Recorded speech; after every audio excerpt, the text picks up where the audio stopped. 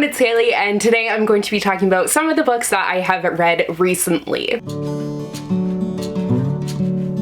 So I'm actually not going to be talking about everything that I've read recently because I have been a reading machine. Like, it is ridiculous how fast I've been reading. I've been kind of doing an experiment in February, which I think has sort of been contributing to it, but I also just, I don't know, I've been finishing books in 2 to 3 days max. So far in February, and I'm filming this on the 6th, I've already finished with 4 books, which is like wild. I haven't done that in so long, but it's been really nice. So I do have these books here that I'm going to be talking about today, and as usual, well, not as usual, but as of recently, I don't have any notes or anything, so just going to be talking about them and my thoughts. But I decided that every 5 or so books, that's when I'm going to do one of these recent reads videos to give you kind of a mini review and my thoughts, because I feel like that will be the easiest way, because we are like, I don't want to talk about a million books at the same time, but I want to like have a good stack. I don't know. I kind of got lost in that sentence along the way, to be honest, but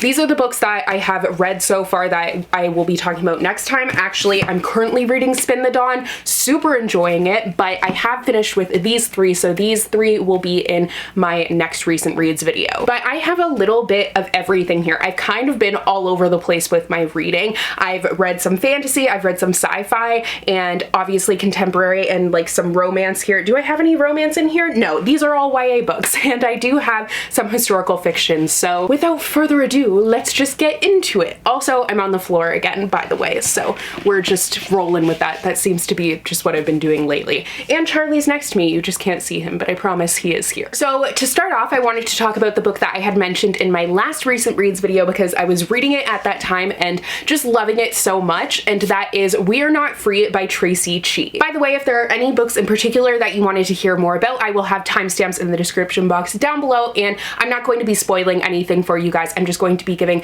a spoiler-free thoughts, mini review, all of that stuff. But this book actually was so amazing. Like, I loved it from the beginning, and I ended up loving it the entire way through. So it's a historical fiction, and it tells the story of 14 different Japanese teenagers who are taken from their homes and brought to incarceration camps in America, which I actually didn't know, but that wasn't just a thing in the States at the time of World War II.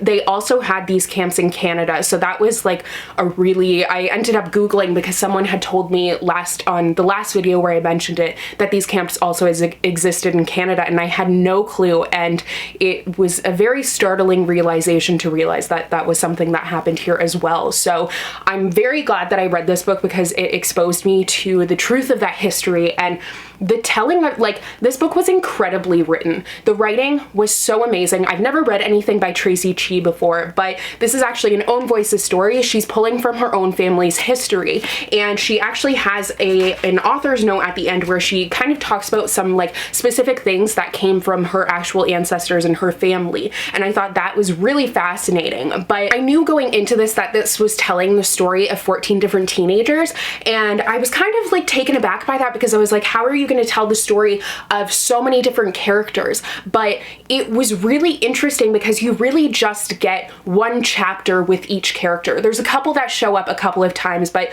for the most part, you just get one chapter, which is like, I would say 20 to 30 pages. I'm not exactly sure, but it's not super long, not super short either. It's long enough for you to get a connection with that character and see their storyline. You see where they came from and how their experience in these camps is going as they go through like this whole terrible experience. So I loved the fact that you got such a short time with each character because it gave you a really multifaceted perspective of this historical period and what the different families were experiencing. And there were so many perspectives to be had, and you got to follow just all kinds of different people. Like, you got to follow female characters, male characters. You had so much diversity within that cast of characters, and I just absolutely like fell in love with it because of that. That was one of my favorite things, was that writing style. I really and truly could not put this book down. Like, everything about it was so compulsively readable. I just wanted to know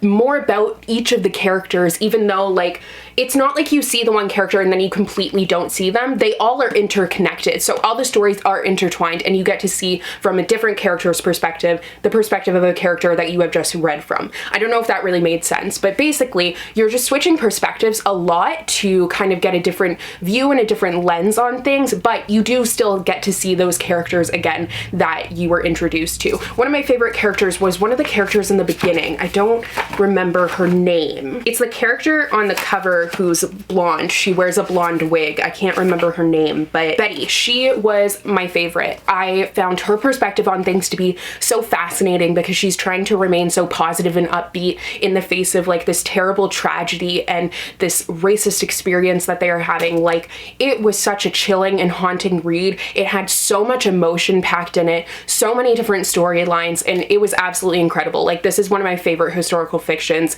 It was so good, and I think it deserves so much more hype than it's getting. Like, absolutely recommend reading this. Oh my goodness, I can't believe how much I loved this one. So do expect me to be talking about this book a lot more in the future because it was just absolutely amazing and definitely a necessary read. So going from that, I ended up picking up Concrete Rose by Angie Thomas. This is the latest book by Angie Thomas, who is the author of The Hate U Give and On the Come Up, which are two books that I really have loved. And this is actually a prequel to The Hate U Give. So you were following a young maverick, Carter, and he has just found out that he has a son.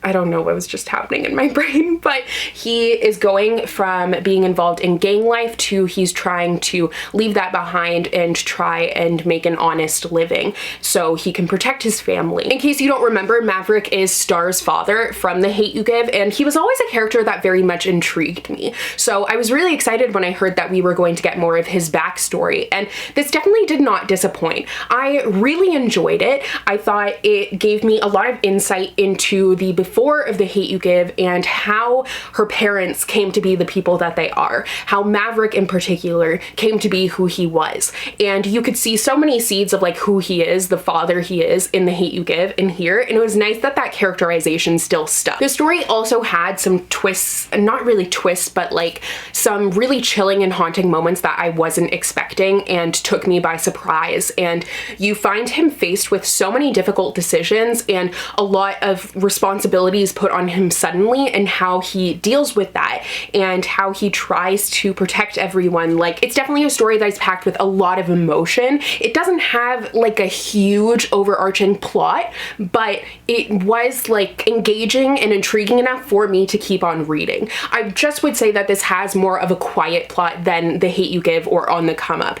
It's definitely more about the characters, and particularly the character of Maverick and how he is growing up, how he's dealing with everything that he's facing. So it's a super character-driven story, more so than I was expecting, to be honest, but I really didn't mind that. You don't have to have read The Hate U Give to read this one. It is a prequel, so it is something nice to, like, you can read it before and then see the progression of those characters when they're parents and they're quite a bit older, or you can read this after you have read The Hate U Give like I have, and it will give you more insight into who they are in The Hate U Give. So either way, I thought it provided a really interesting perspective on things, and I think it definitely was worth the read. There weren't a ton of very dramatic moments, but I loved reading about these characters and did feel like this book had the heart that I expect from Angie Thomas reads. Like, she writes family very well, and this book was no exception. I thought it was very well done. I definitely, like, I can't wait to see what she's coming out with next, honestly, because I've just loved everything that she's written. Next, I tried to read a book and it didn't exactly go that well for me, so I ended up DNFing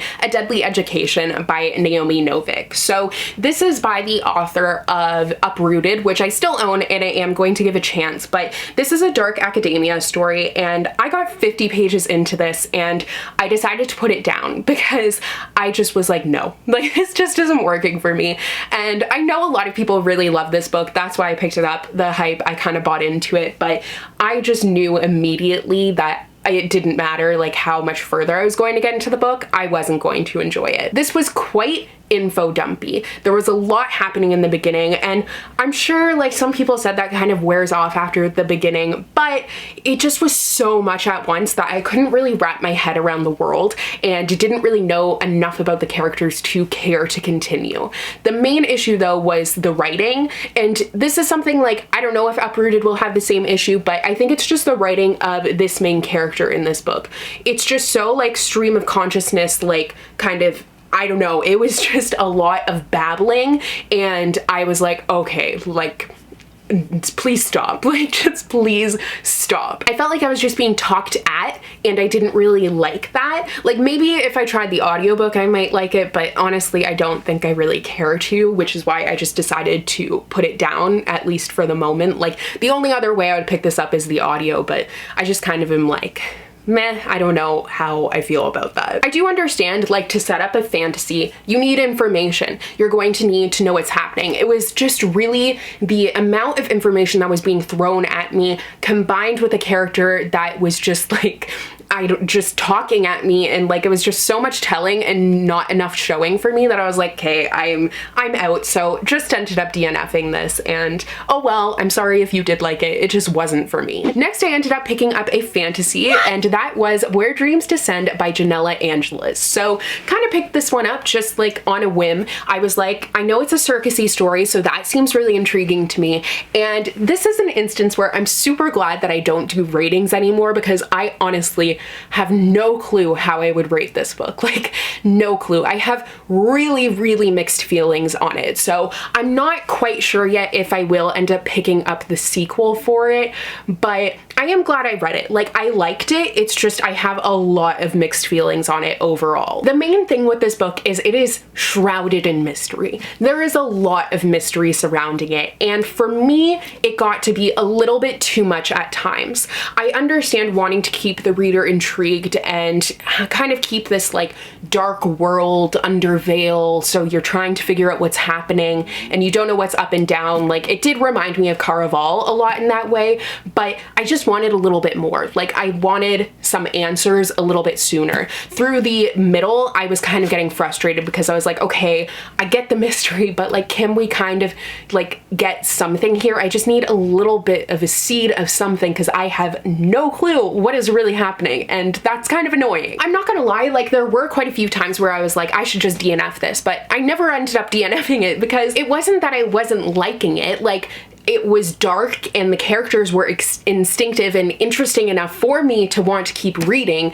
It's just, I kind of, a lot of the time I was like, I know I'm reading, I just don't really know what I'm reading about, which is a weird experience. This book deals with a magical competition at the forefront of it. In the beginning, the character like escapes from this place that I still couldn't really tell you what it is, to be honest, and I don't know if I'm just dumb. Like, this is just one of those books that makes me feel stupid, because I'm like, I feel like I'm missing something.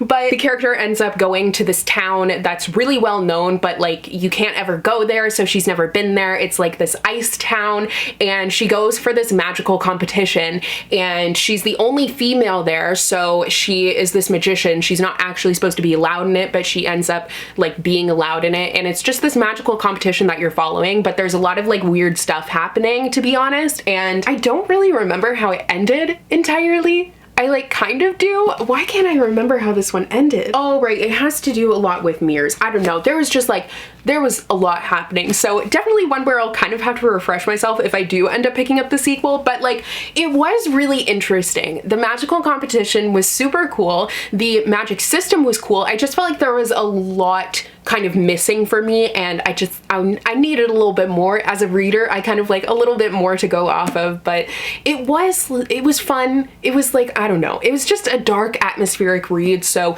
it was enjoyable, but I still am kind of very confused by it, and that just might be me being dumb, but like, whatever, what can you do? So after that, I finally ended up reading Starsight by Brandon Sanderson. Oh my god, I can't believe I've actually read this book. So this is the sequel to Skyward, which I really loved. I read that 2, maybe 3 years ago now, I don't know, but the sequel came out the year after that first book, and I have had it since then, and I just haven't read it. I did at one point start it, I got like 30 pages in, and I never ended up like continuing, and I don't know why. I got distracted by something, but when I picked this up, I remembered why I loved it so much. So they're just really cool sci-fi stories. Like, I'm not the biggest fan of sci-fi. This is also the only series by Brandon Sanderson that I have read, and I do want to read Mistborn eventually, actually. I just haven't gotten to it yet, but this has been like a really great and fun place for me to start. So these are like the perfect mix of sci-fi and action and adventure,